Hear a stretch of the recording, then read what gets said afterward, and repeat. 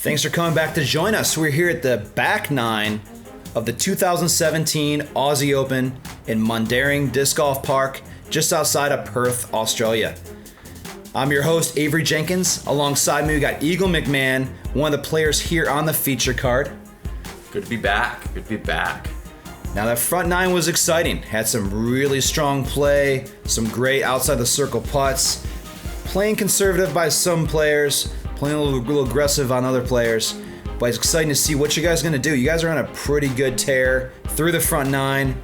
Let's bring it to the back nine. After hole 9, with Pasi, Eagle, and Rick carding birdies, and Eagle and Ricky both at 6 under par.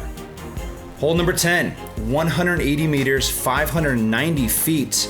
It's a par 4, a slight uphill.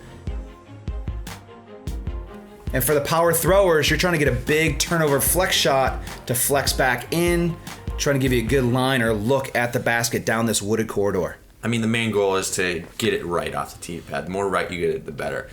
I was trying to get too right, and there were some consequences. I hit the tree right there. Luckily, I had a good kick and fell safe. Now, you probably felt a little confident after playing this in practice and getting the eagle on this eagle. Mm-hmm. Hit a long putt, hit the perfect drive, so that's always in the back of my mind, making me want to go super aggressive, but that's a lesson learned for the next round. Pasi just trying to play for position, not distance. As you see the OB stretching down both on the right side around that tree, and the OB does stretch along the left side the entire way down the fairway. Paul, good flex shot, really just trying to get it up there and right, hopefully lining up for a good line at the basket. Eagle going forehand, a little out of position, just trying to get down the fairway, it looks. Almost got that. I needed a little bit more distance to get through that gap, but I should have an easy up for my par. Now Pasi taking a late break kick off a tree and left. Played the first shot conservative, just trying to get it down the fairway, maybe get a look at a birdie putt. Paul with the long drive off the tee and in the bullseye, second shot, par 4. That was beautiful. You guys are scrambling a little bit. You know, you get off the fairway, a very tight corridor fairway to the basket here. There's a lot of obstacles, a lot of trees in the middle. You can take these little kicks, and your guys are out of position trying to get those save shots. Definitely. If you're not in the middle of this, you're doing some sort of weird forehand, patent pending shot, or little jump putt spike hyzers. No problem, no problem. Now, how's the heat affecting you right now? Are you feeling it's 100 degrees, 104 degrees out there, and it could affect you mentally? I'm just wondering how it's affecting you at this point. I'm just playing disc golf. I'm not really thinking about it too much. Basically, throw your shot, get in the shade, drink some water, stay hydrated. But other than that, I'm just in the heat of the moment. I'll agree with that. Paul and Ricky both walking away with birdies. And Pasi struggling. He did play conservative, but did get an unlucky break down the fairway for the 5.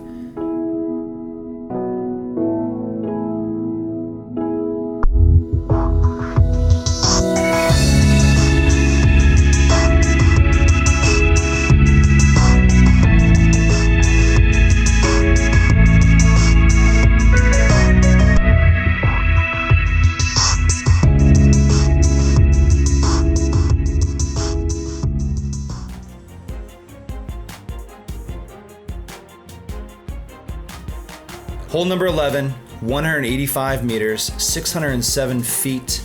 Now there's a huge chunk of OB that stretches out along the right side of the fairway, and the basket tucked back to the right, with OB long and a green short left of that basket placement. Now Rick trying to play a shot straight, but has a little too much break outside left. I think you're really trying to take a big flex shot or a big turnover shot to carry this out of bounds area.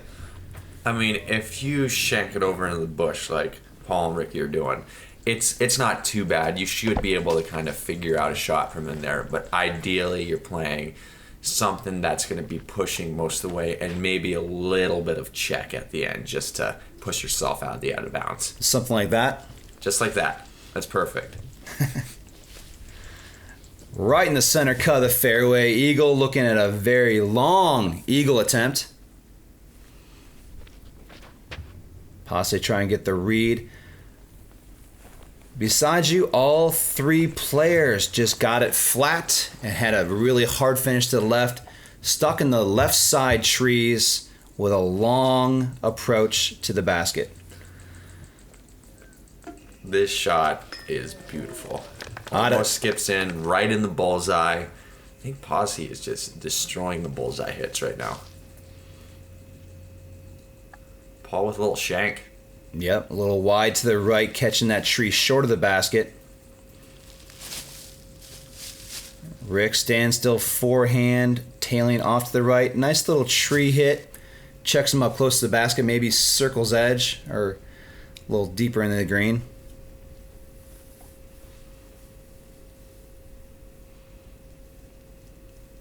McBeth for birdie. Gets it. Nice little slow-mo. Watch the carry and the collision.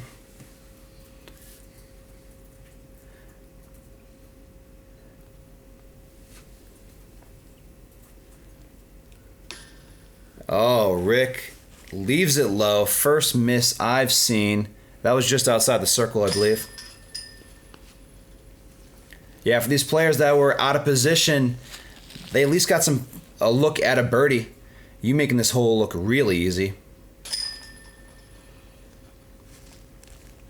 Pasi and Rick gonna clean it up here. I'd say this is probably one of the easier par fours on the course. I would agree. Pasi, Paul, and Eagle all getting birdies. Rick with a lone par. We got a three-way tie at 7 under par through 11 holes. Moving on to hole number 12. 255 meters, 837 feet. And I'm going to say this is the hardest par 4 on the course and the hardest hole on this course. Most difficult for the fact that this basket position is tucked back here, surrounded by OB on the right and the left, and a bunker green out of bounds area short. Paul getting a fortunate little carom, little glance off that tree, kicking him down straight through the fairway. Well, what's going on here? Well, studying the videos from 2 years back from the first Aussie Open, I saw someone special, Simon Lizotte, take this certain route, and I'm like, I can do that. Wait, what? That was huge. Outside left, trying to get it over the trees? Yup. It's just, if you get it up there, even if you hit the tree, you're going to fall straight down, and you're probably going to be able to get back in the fairway. So it's a risk reward, but there's not too much risk unless you hit super early. But really happy with how that shot turned out. It was probably about 250 feet from the basket with that drive. Nice tribute monster shot to Simon Lizotte. Ricky going forehand, catching tree early left side. Now he's scrambling, just trying to get that second shot out in the open. But like I said, this green is tucked back there, downhill slope, green short left, a lot of danger, a lot of OB. Players just trying to set up for this third shot down to the basket, which is no cakewalk. It's not easy. Paul throwing a forehand destroyer right here.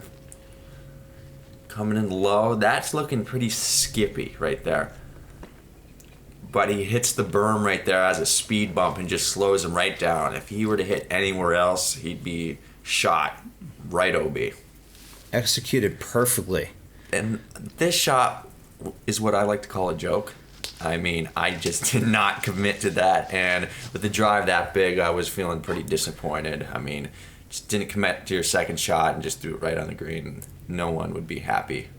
It looked like you rushed a little bit. The patience out here, I'm thinking, does the heat play into how much time you might take on some of these shots? I think I took my normal time on it. I just threw a bad shot.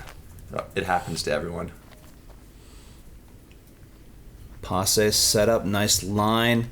Got to sit down. Fast, green, playing downhill. You just trying to get through this hole, trying to get away with it. I mean, in practice, I think I I played 7 practice rounds, and I think I 5'd it 5 out of the 7 times. So I'm pretty used to taking a 5 on this hole, so it was no biggie. Ooh. 2 in a row for him. That is uncharacteristic. That's very rare. Paul knocking down the lone birdie. Was the hand too hot? He's shaking off the heat? Might have been.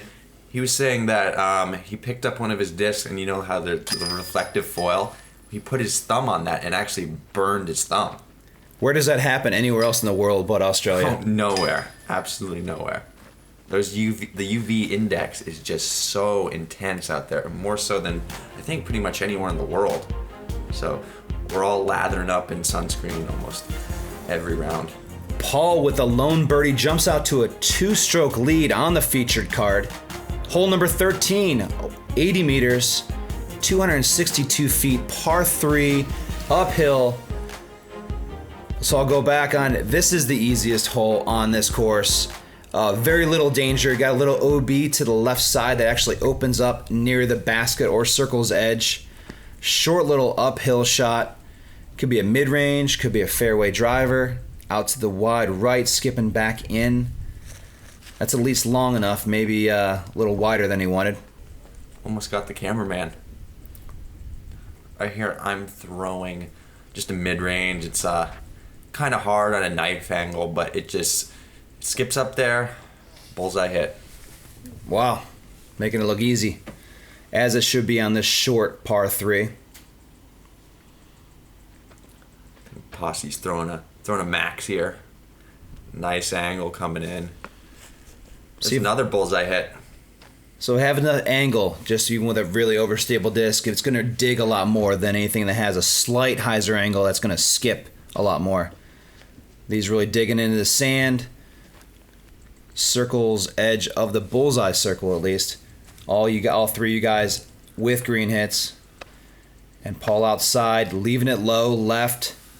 I think he was a little disappointed because you really don't want to miss this hole, because it's basically an opportunity to clean up your mistake from the previous hole. But he 3'd the previous hole, so he's not feeling too bad. You guys tapping in some easy birdie putts here on hole number 13. Paul with the lone par. Paul McBeth 8 under par, Eagle at 7 under, Ricky at 6 under, Pasi at 4. Hole number 14, 235 meters, 771 feet. It is a monster hole. Big downhill shot, OB right and left.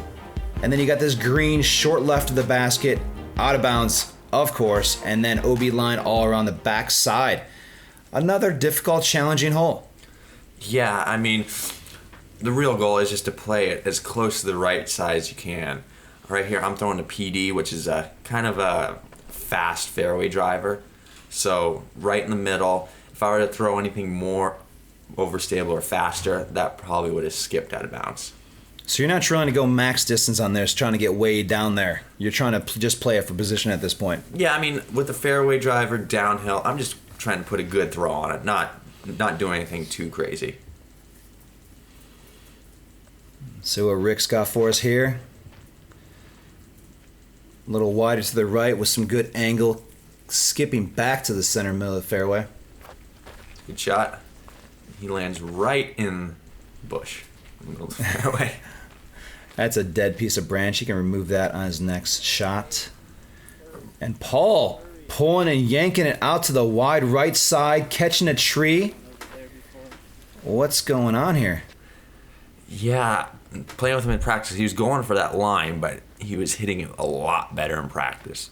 This second shot he has is super tough. Huge forehand throw. I mean, I feel like most players wouldn't decide to go forehand here.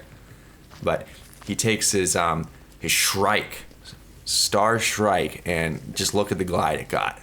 That's an incredible second shot from where he was at.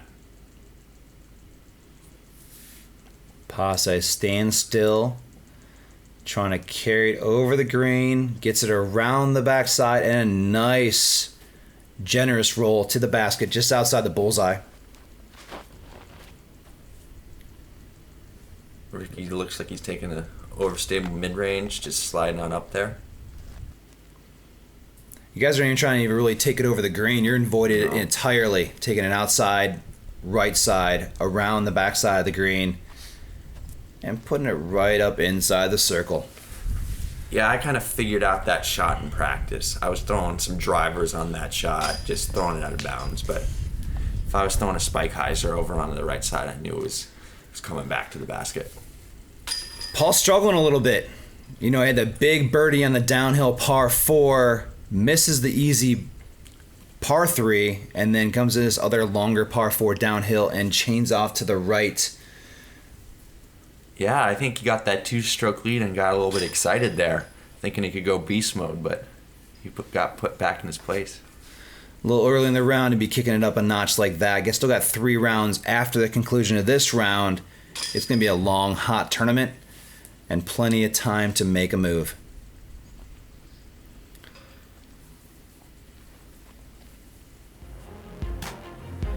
Paul McBeth with a double bogey on hole number 14, while all 3 other card mates get the birdie. Hole number 15, 120 meters, 394 feet, a par 3, a very challenging par 3, OB out to the right side, OB strung along the left side and around behind the basket. It's all about speed control and trying to get that crazy skip out of bounds on this hole. Yeah, I'm taking a really overstable driver right here, and I'm basically aiming for those group of eucalyptus trees and just playing the skip all the way down the fairway. Geez, that skipped and rolled about 70, 80 feet already. Oh my god, this is probably one of the skippiest holes in the world. Just throwing it so far right and getting huge flares.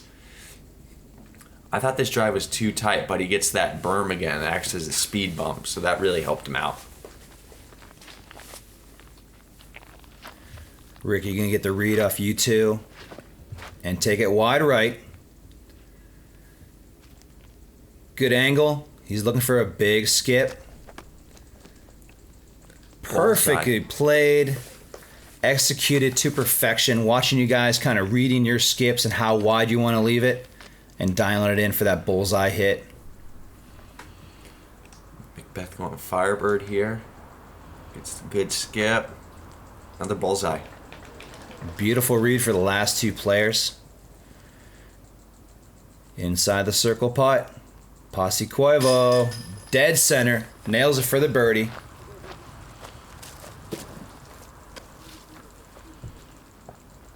How's this putter feeling in this heat right now? I'm getting used to it. I was liking the way it was feeling. It's a dry heat, so my hands weren't too sweaty. But yeah, I mean, feeling good so far. Eagle putting with those P2s by one of our partners, Discmania Discs. Proud sponsor of the Disc Golf World Tour. Everybody cleaning up, making this hole look pretty routine. You got your feature card. You got some great players, all carding birdies. Making this hole look as basic as it should be, even though there's a lot of difficulties surrounding that hole. Hole number 16, this is the big boy, 375 meters, 1,230 feet, the longest hole on the course, the big par 5. That was a massive tee shot followed up by another massive drive just to even get yourself maybe a look and an approach, maybe to get that birdie 4. We did hear about some eagles maybe in practice. I see you taking a roller on the first shot. What, just trying to get out in the fairway, get position? I mean, the disc I threw was a D-line FD, so super understable. I just wanted to make sure I hit the gap out of the tee. I mean, just getting down there, set myself up for the second shot. That's basically all you can do on the first shot. Same thing that Pasi's doing. He's throwing a forehand out. Yeah, Pasi and I really trying to go big and get the distance, but playing more for position, lining up that second shot. We got Rick going roller as well. Fast, hard fairway. Obviously an optimal spot to throw a nice roller and avoiding that whole entire left side. Because you get caught in the woods left side, it's a very difficult second shot. And Paul getting a nice turn, a nice glide, good carry, flat straight skip for the long drive on the hole. Now Ricky made a a pretty important point here. Playing in these conditions, very hot. The sun is beating down on you. Now a big, long tee shot on a par 5. Your disc lands way down the fairway, say 450, 500 feet. Your disc actually might be out there in the sun for about 2-3 minutes as you're watching everybody else throw their shots. By the time you get to your drive, your disc feels melted or kind of warping or just doesn't feel the same as it did when you threw that tee shot. Yeah, I threw a D-line FD, which is just a baseline plastic, dark color. I walked up, it was almost equivalent to Play-Doh. I could mold it to do whatever shape I wanted it to, so definitely affecting the integrity of the disc out here. Now, Ricky was also talking about maybe not throwing that same disc that he just threw previously, but switching off to another disc. Here, Paul not throwing the disc that he threw the drive with, but choosing to take another disc because it might not be as hot in his hand, or he's not going to burn his thumbs on the on the hot stamp there. Players kind of not really getting down the fairway as far as they should on a longer par 5. Like I said, it's a really hard eagle. Easier birdie for some. Pasi sawing off the sidearm to the right, out of bounds. Ricky, this is coming in too fast. This green is super hard packed and gravelly, so if you're hitting down there on a sharp angle, you're flaring somewhere far, far away. And the same for Ricky, out of bounds, right side. Nice little stance. Almost pops it, jumps it into the basket. That's on the green for Paul McBeth. Little standstill putter, hyzer angle. Yep, C-line P2, right in the bullseye. Good speed control, checking it up next to the basket. Long attempt, crosswind. Just trying to float it up there. Not trying to take too many chances after going out of bounds on that third shot. Rick over the top, nicks the flag. Not the comebacker you want, but if you're Ricky Wysocki, you knock it down. Routine, hat backwards, styling. Beautiful slow-mo. Not an easy hole. Not a whole lot of danger until you get down by the basket, but definitely not an easy hole based on just that distance, 1,230 feet. Carrying almost the entire length of a golf hole. Just about not biting off more than you can chew on the hole. If you just focus on getting clean shots down the fairway, you should be good. Big stroke differentials here. 2 strokes given by Pasi and Ricky, both carding 6s, and you and Eagle and Paul carding the birdie 4s. Hole number 17, 120 meters, 394 feet. A downhill shot. Looks pretty easy, pretty standard, routine, not too bad. But you do have this creek coming across the fairway just inside the circle. Very challenging hole and very difficult hole to reach the green without challenging at least the out of bounds line. This shot went to circle's edge. Eagle McMahon Glow C-Line MD3, one of the best discs ever made. But I was happy with my shot. You just want to get something safe and maybe have a comeback putt. I mean, a 3 on this hole is not the end of the world. That was a beautiful line by Paul. It hit inside the circle, but just with the fast green, skipped out the backside with a downhill look for birdie. Pasi trying to read your shots, just left it a little flat. Get the distance, got over that line as we're speaking, that creek that comes into play all too often for any tee shots trying to attack the basket. Same by Ricky as well. A little more hyzer coming back. Get the skip. That looked like it's stuck short and gets the out of bounds. Out of bounds, but whatever. Wow. That's a mammoth par save for about 75 feet across the OB. Boom. Business as usual. Hits a big par putt. Whatever, Ricky. We get it. Making it look too easy. Too easy, Mike. Pasi, valiant attempt, fast green, breaking right to left, not taking too many chances. Here's Paul's that skipped out the backside. Low line, sit down. Stay safe. Here's a nice little look for you for birdie. Yeah, this was just outside the circle, and getting that at the end of the round is pretty big. I was pretty happy about that. Nice little stretch for you right here, knocking down those birdies. Hole number 17.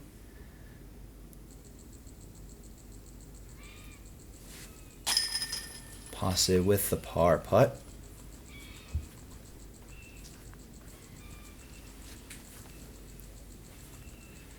You guys are cleaning up here.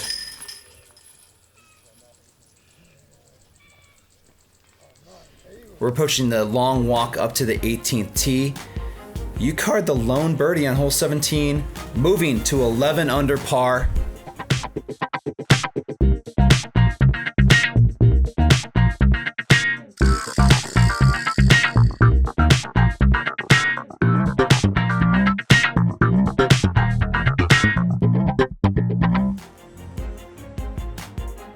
Hole number 18, 95 meters, 312 feet, short uphill par 3, but tons of danger. There's a huge OB area just short and right of the basket, including this golf green, and it's basically an island hole at 312 feet. What are you looking to do here? Right here, I'm just trying to take kind of a high fairway driver, FD3, and just kind of get it to stop right there. You don't want too much flare, or else you're gonna be flirting with those OB flags to the left. But I was happy with my shot right there. Now it's a tight green. There's not a lot of room out there. You know, you take it a little tight or a little wide. You're looking for a skip, which that one didn't get. It actually caught some of the sand of the green and chucked up about a foot short, out of bounds for Paul. That's not the way you want to end your round. Pretty routine hyzer, flirting with OB line, short left. And there's a beaut. If you're going to throw the low line, that's how you want to do it. Getting the green hit, Ricky Wysocki. Here's Paul McBeth from the drop zone. Any tee shot that does go out of bounds goes immediately to the drop zone, doesn't matter where it's at. A valiant attempt at the par. Pasi looking to finish the round in style. Knocks down the birdie putt. Solid round and a solid round of putting by Pasi Koivu. Make sure you dry that hand off. The last part of the round. For the 12 under par, Eagle McMahon taking in the hot score after round 1. Solid play. That was a lot of fun to watch. Great feeling tapping in the last putt so I could get off the course with a smile and get off the course so I could go jump in the Indian Ocean. You and Rick both taking 2 strokes back from Paul McBeth on the final hole. Rick a little upset even though he had a great round of putting, some big long putts outside the circle. Paul McBeth with the lone bogey, and you, Pasi, and Ricky all finish in style with birdies on hole 18. You shooting 1 stroke off the course record, shooting a 12 under par. Course record by Paul and Simon at 13 under par. A good round. A lot of green hits. A lot of players throwing it real close to the basket, keeping it inside that green circle. Ricky Wysocki standing out with the big 28% bullseyes hit. Outstanding. Now you're the only player on the feature card. 100% inside the circle putting percentage. And Ricky, like we're talking, that putter was hot. Inside the circle, outside the circle, 3 putts outside that circle's edge. But penalties, that's where it makes the big difference. Even you shooting 12 under par had 2 penalty strokes. Ricky with 4. Eagle McMahon with the hot round to start the 2017 Aussie Open, 12 under par. Has a 2-stroke lead over Manabu Kajiyama from Japan to start with a 10 down, was a leader in the clubhouse until Eagle came around.